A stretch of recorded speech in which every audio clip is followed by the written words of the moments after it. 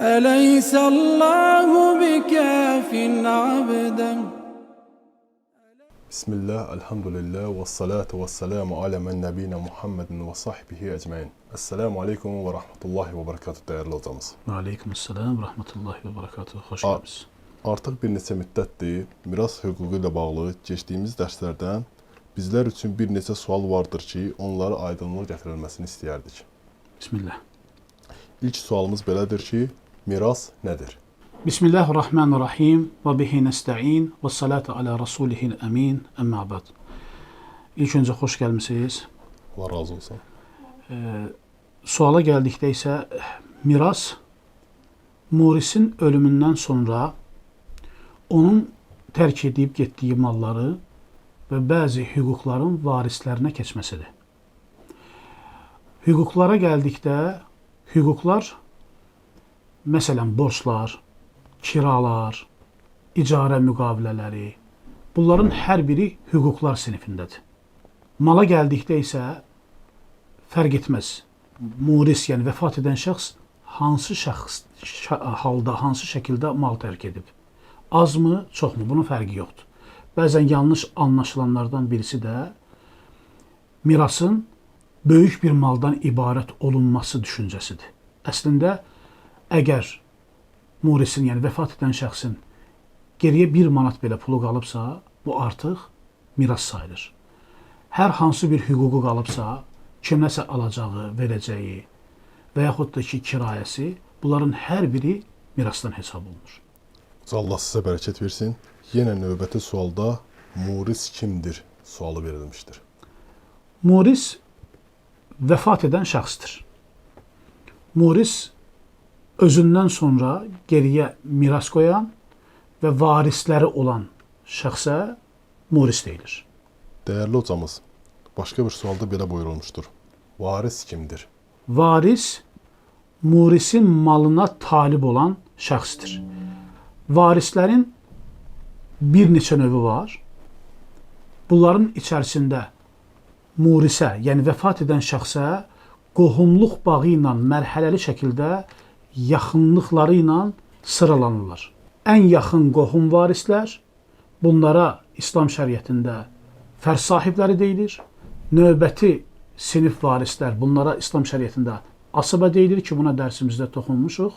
Və 3-cü sinif varislər, buna zuvul ərham deyilir. Bu 3 sinif varis murisin malını almaq üçün talib olan şəxslərdir. Allah sizə bərəkət versin. Növbəti sual isə belədir. Mirasa mane olan amillər hansılardır? Əgər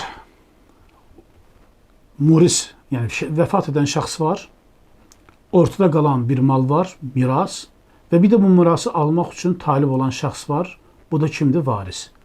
Varisin bu mirası haqqı ilə əldə etməsi üçün şərtlərin toparlanması, maniyələrin də ortadan qaldırılması gərəkir. Digər ibadətlərdə olduğu kimi. Bu maniyələrdən İslam şəriətində murisin geriyə buraxdığı malı, yəni mirası almaq üçün varisin önündə mane olmamalıdır. Misal üçün, köləlik bir maniyədir. Kölələrin mülkiyyət haqqı olmadığından dolayı onlar heç bir mala sahib olmurlar və onların malı ancaq və ancaq öz ağalarına çatır. İkinci, qətil. Əgər varis öz murisini, yəni hansı ki ona mal buraxan şəxsi qətlə yetirərsə, bu zaman o varis mirasdan məhrum edilir. Cumhurun rəyinə görə hətta bu qətil xəta yolu ilə baş versə belə varis mirasdan məhrum edilir. Şeyxülislam İbn Teymiyyə deyir ki, xəta yolu ilə baş vermiş qətil varisi mirasdan məhrum etməz. Çünki varisin mirasdan məhrum olmasına səbəb olan qətil qəsdi şəkildə murisi qətlə yetirərək onun malına sahib olmaq üçün qoyulmuş bir maniyədir. Bu maniyə xəta yolu ilə ortaya çıxmaz. Məsələn, ata və oğul avtomobil qəzasına ata oğul bilmədən atasını avtomobillə vurarsa və yaxudsa bu növ bir qətldən onun ölümünə səbəb olarsa, bu zaman oğul Şeyxülislam İbn Teymiyənin görüşünə görə də mirasdan məhrum edilməz. Lakin cümhurun rəyinə görə bu qətl də belə varisi mirasdan məhrum edir. Mirasdan növbəti mirasın alınmasına mane olan amil din fərqidir. Əgər varis qeyri-müsəlman, muris müsəlmandırsa və yaxud da əksi, muris qeyri-müsəlman, varis müsəlmandırsa, bu zaman varis mirasdan mal əldə eləmir. Bu, yenə cümhurun rəyidir. Burada da Şeyxülislam İbn Teymiyyə deyir ki, əgər vəfat edən şəxs qeyri-müsəlmandırsa, onun varisi müsəlmandırsa, müsəlman miras götürə bilər. Çünki İslam küfrdən üstündür. Amma əksi belə deyil. Əgər vəfat edən şəxs müsəlmandırsa, varisləri qeyri-müsəlmandırsa, onun malı qeyri-müsəlmanlara verilməz. Bu, beytulmala, yəni İslam dövlətinə, xəzinəsinə geri verilir. Növbəti maneələrdən biri mürtədlikdir. Mürtədlik mirasa maneədir. Əgər bir şəxs mürtəd olubsa və malı varsa, bu zaman o şəxsin malından varislər miras olaraq götürə bilməzlər. Bu məsələdə də Şafilər, Həmbəlilər və Məliklər eyni qaydada yanaşıblar. Deyiblər ki, mürtədin malı beytulmala verilir. Ancaq Hənəfi fəqihləri bu məsələdə təfsilata gediblər və deyiblər ki, mürtədlikdən öncə olan malı varislərə verilir, mürtədlikdən sonra olan malı beytulmala verilir. Və növbəti maneə varisin ölümün bilinməməsidir. Varis mi öncə ölüb, muris mi öncə ölüb?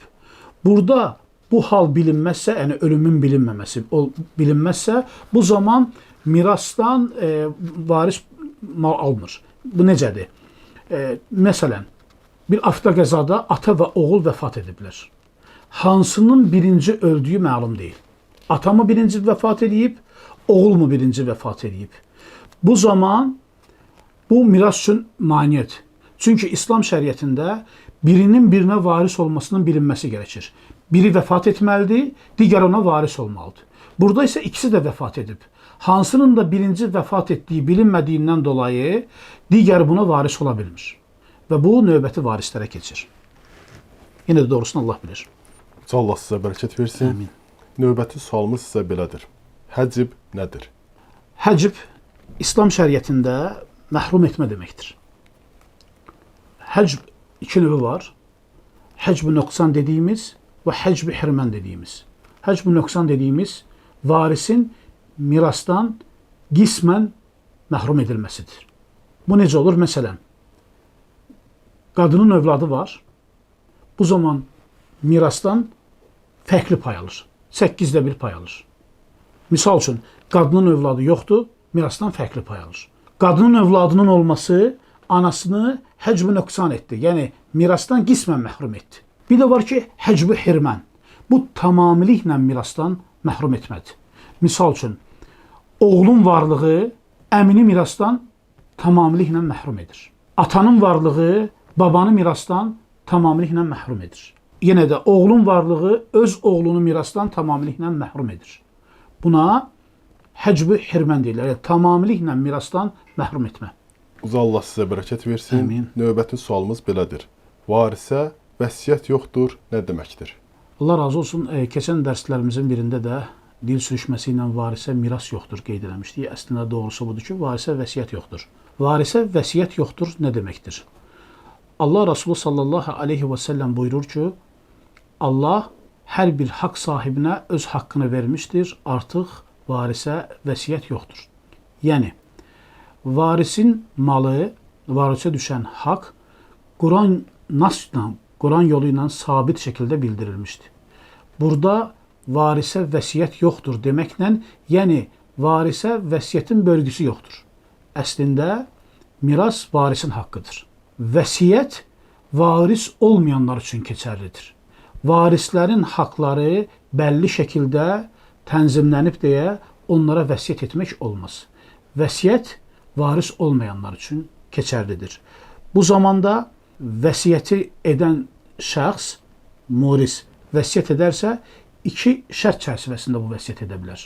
Bir, vəsiyyət etdiyi şəxs varis olmayacaq. Yəni, mirası Quran, sünnə yolu ilə sabit olan şəxs olmayacaq.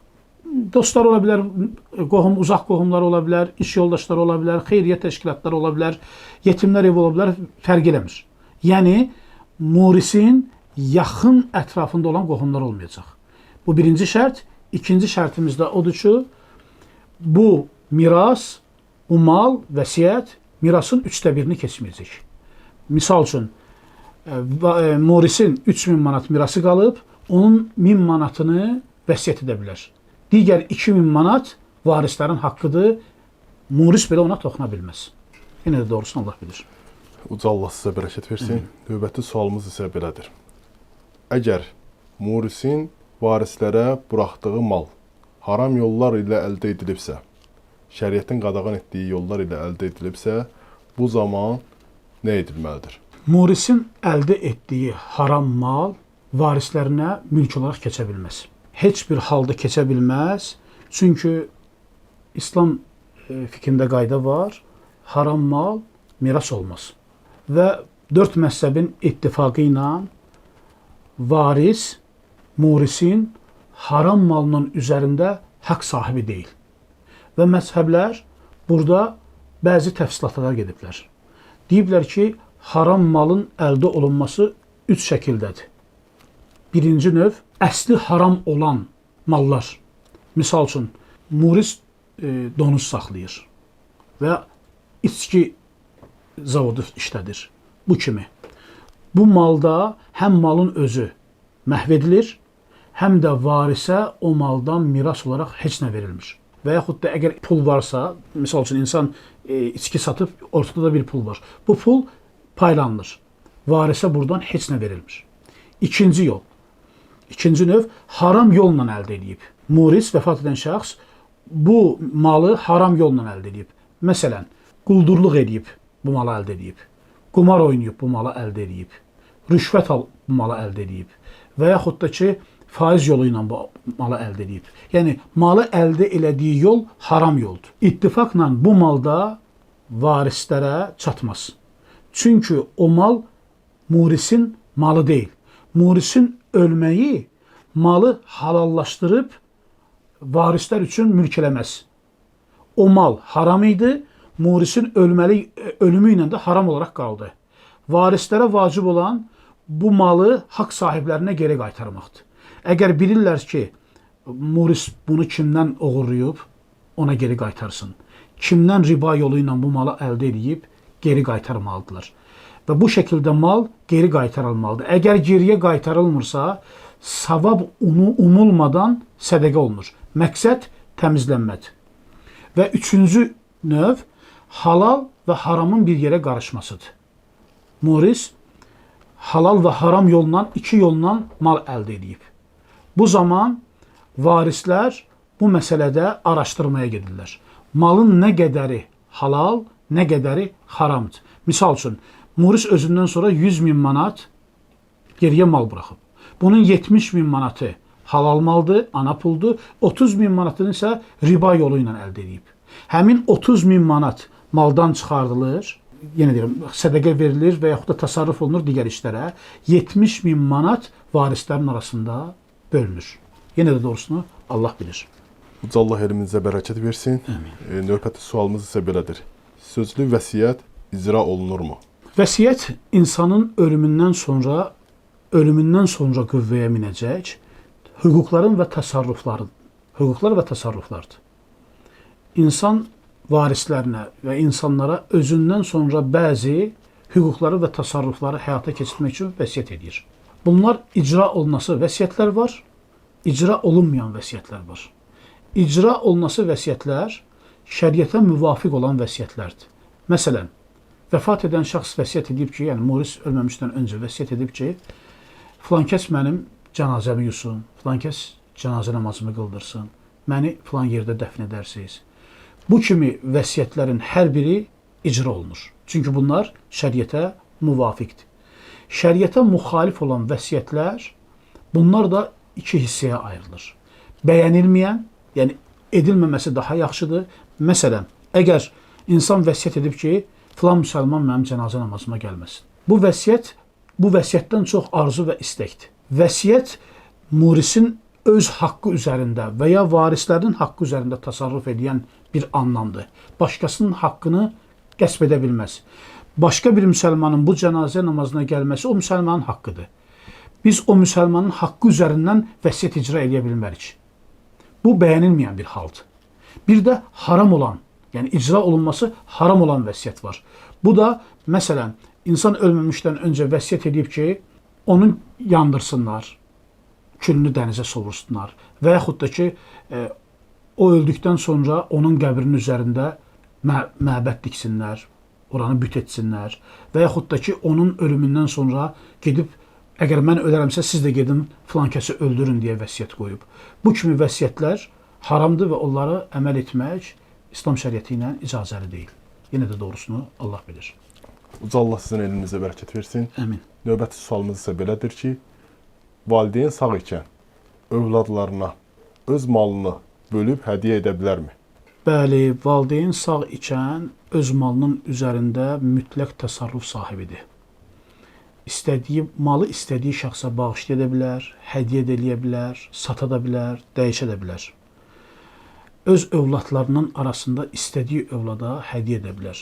Lakin fəqihlər burada ədalət şərtini irəli sürüblər ki, çünki Allah Rasulü sallallahu aleyhi və səlləm Numan bin Bəşirə atası hədiyyə etdikdə ondan soruşur ki, övladlarının hər birinə bu hədiyyədən etmisənmi? Xeyr deyir, elə isə bu xüsusda Allahdan qorx. Ədalətli ol. Ədalət prinsipinə məzhəblər arasında yanaşmalar fərqlidir. 3 məzhəbə görə Şafilər, Həmbəllər, Şafilər, Maliklər və Hənəflərə görə atanın övladları arasında ədalətli olması daha məqsədə uyğundur və ədalətdən kənar olaraq davranması, birinə artıq, digərinə az verməsi isə məkruhdur. Həmbəli məzhəbinə görə isə atanın övladları arasında, Həmbəli məzhəbinin məşhur görüşü budur, atanın övladları arasında təqsimat edərkən hədiyyəni ədalətli olması ona vacibdir, bunu tərk edərsə haramdır. Sadəcə burada bir məsələ var.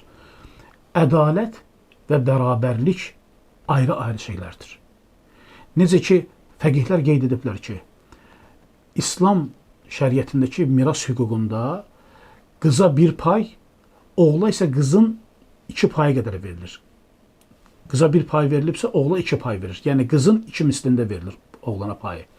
Bunun da səbəbi var. Çünki qız mehri alan tərəfdir, oğlan mehri verən tərəfdir.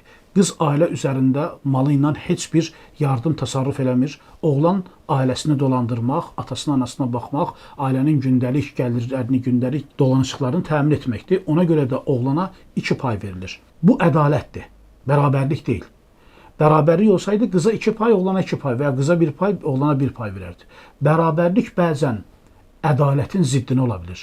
Ədalət ehtiyacı olan bir şəxsə daha lazım olanı verməkdir. Misal üçün, bir atanın 2 övladı var, birisi əlildir. Ona malından biraz artıq ayırmasının səbəbi ona baxıcıların tutulması, onun müəyyən təsarruflarının digərlərindən fərqli olduğundan dolayı, ona bir çox xərcin artıq tələb olunduğundan dolayı artıq ona xərc çəkilməsi, bu ədalət şərtinin pozulmamasıdır. Bu bərabərlik şərtinin pozulması heç də ədalət şərtinin pozulmamasıdır. Ədalət hər kəsə lazımı, ehtiyacı olan qədər verməkdən irəli gəlir. Yenə də doğrusunu Allah bilir. Allah sizin elinizə bərəkət versin. Növbəti sualımız isə belədir. Hansı xəstəliklər malın hədiyyə verilməsinə maneədir? Burada da muris sağ ikən, səhhəti yerində ikən malından istər varislərinə, istər qeyri-varislərə hədiyyə edə bilər. Burada heç bir problem yoxdur. Çünki mal onundur, mütləq təsarruf haqqı da ona aiddir. Əgər muris bir xəstəliyə düçar olubsa və bu xəstəlik nəticəsi ölümlə nəticəlerindən sonlanan bir xəstəlikdirsə, misal üçün, günümüzdə Allah Əzə və Cəllə bütün xəstə müsəlmanlara şəfa versin, günümüzdə məşhur yayılmış xəstəliklər var. Xərçəng kimi, bu növ olan xəstəliklər var ki, yəni yuxarı aşağı təxmin olunur ki, çoxunluqla bu xəstəliklər qısa bir müddət ərzində ölmə səbəb olur. Bu kimi xəstəliklərə düçar olan bir insanın o xəstəliyə düçar olduqdan sonra etdiyi hədiyyə İslam şəriətində geriyə qaytarılır. Hədiyyə olaraq yox, miras olaraq hesablanır. Yoxsa murisin zökəm tutması və yaxud da ki, soyuq dəyməyə tutulması onun hədiyyə verməsinə əngəl olan xəstəlik deyil. Yenə də doğrusunu Allah bilir. Uca Allah sizə, elminizə, əhl-əyalınıza bərəkət versin. Əmin, Suallarımız bu qədər. Ümidvaram ki, bu cavablar bizim üçün faydalı olar. Allah razı olsun, xoş gəldiniz. Təşəkkür edirəm. Allah razı olsun hər birinizdən. أليس الله بكاف عبدا